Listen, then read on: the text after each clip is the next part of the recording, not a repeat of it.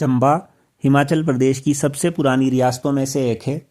इसकी स्थापना 6ठी शताब्दी के मध्य में अयोध्या से आए हुए एक सूर्यवंशी राजा मरु ने रावी नदी की ऊपरी घाटी में की।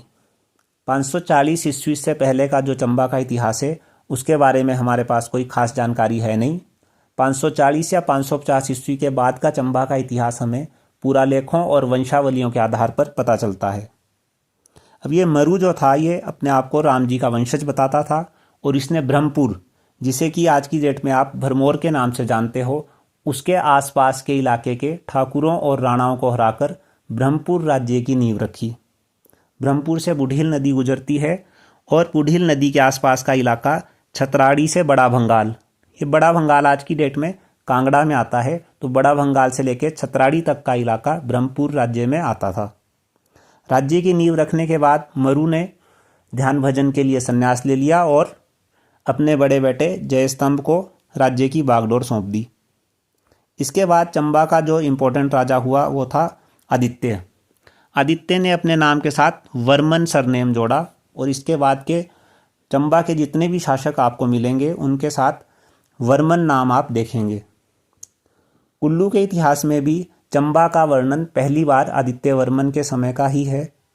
कुल्लू का राजा निसंतान मर गया था, तो वहाँ पे जो उत्तराधिकार के लिए डिस्प्यूट चल रहा था उसको रिजॉल्व करने में आदित्य वर्मन या चंबा ने इम्पोर्टेंट रोल प्ले किया था।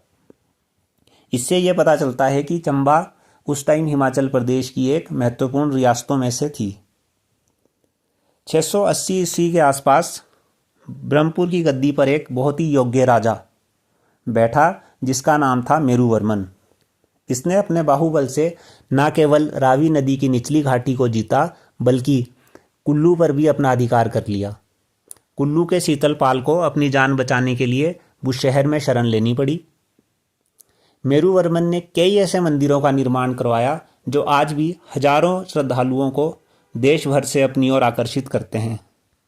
गणेश मंदिर, छतराड़ी देवी मंदिर या शक्ति देवी मंदिर, लक्षणा देवी मंदिर, मणिमहेश अगस्त के महीने में बहुत फेमस यात्रा होती है, वहाँ का मंदिर भी इसने ही बनवाया। नरसिंह और सूर्यमुखी के मंदिर भी मेरुवर्मन ने ही बनवाए।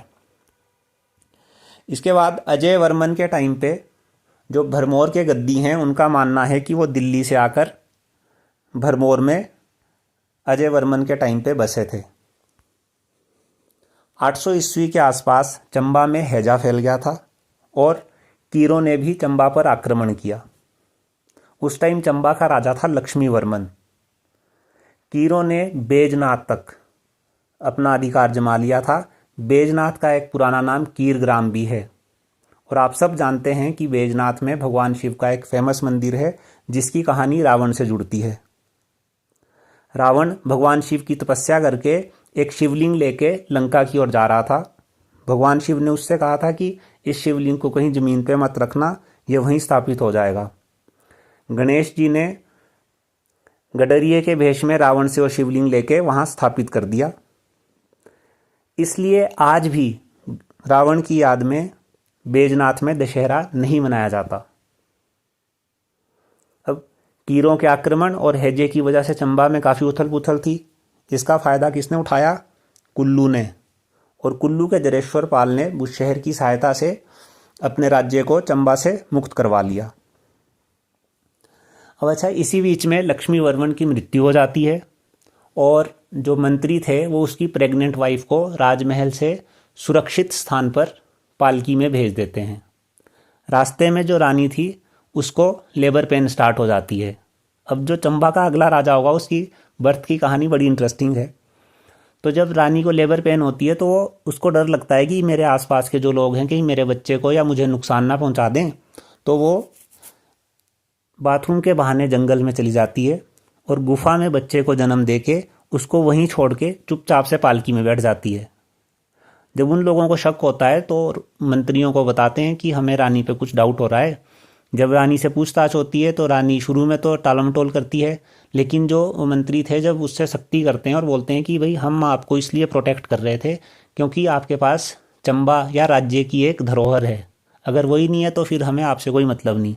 फिर रानी उनको सब सच बता देती है और जब ये सब लोग गुफा में जाते हैं तो देखते हैं कि बच्चे के चारों तरफ चूहे जिनको हम स्थानीय भाषा में मूसे कहते हैं, मूसे, वो उस बच्चे को चारों तरफ घेर के उसको प्रोटेक्शन दे रहे हैं।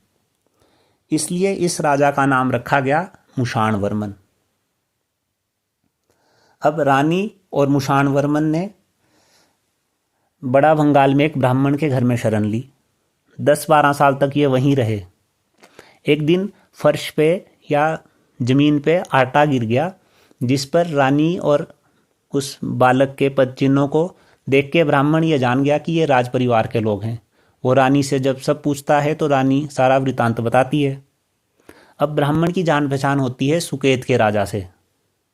सुकेत आज की डेट में सुंदरनगर को हम बोलते हैं, या सुंदरनगर का पुराना नाम सुकेत था। तो ये जब ब्राह्मण उस बच्चे और रानी को लेकर सुकेत के राजा के पास जाता है, सुकेत का राजा मुषाणवर्मन की पढ़ाई लिखाई या शिक्षा दीक्षा का प्रबंध करता है। जब ये बड़ा हो जाता है तो अपनी बेटी की शादी इससे करता है और पंगाणा का परगना इसको दहेज में दे देता है।